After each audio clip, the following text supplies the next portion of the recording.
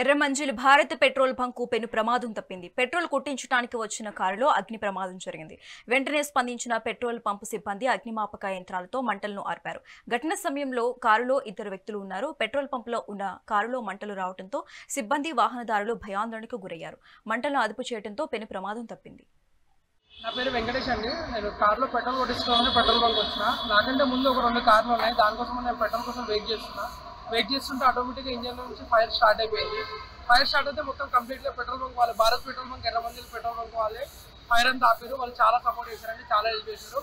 Fire ఒక time కాదు, 2 times fire అంటుకుంది.